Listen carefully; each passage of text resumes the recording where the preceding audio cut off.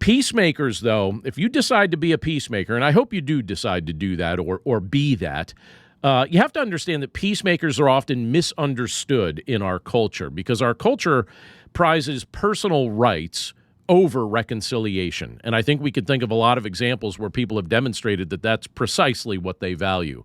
And yet Jesus says peacemakers are blessed. Why does he say that?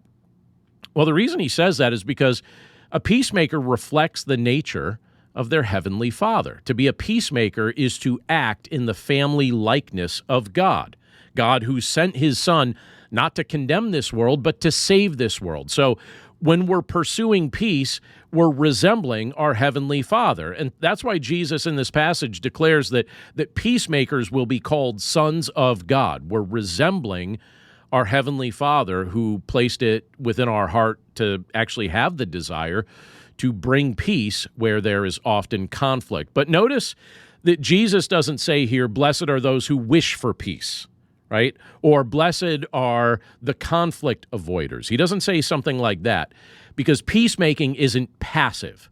It's a courageous, Christ-centered mission.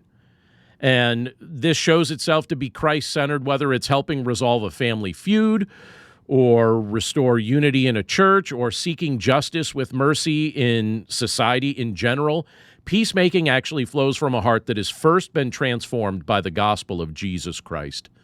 Now, when you look at this beatitude in Matthew chapter 5, verse 9, it also carries a promise. Jesus reveals here that peacemakers will be called sons of God. He assures us of that fact. And when you think about what he's saying there, you realize that he's talking about this being a title of identity. It's also a title of intimacy, showing that we have a close personal relationship with our Creator. It means being recognized as part of God's family, bearing God's image, walking in God's ways, and receiving the joy of his approval.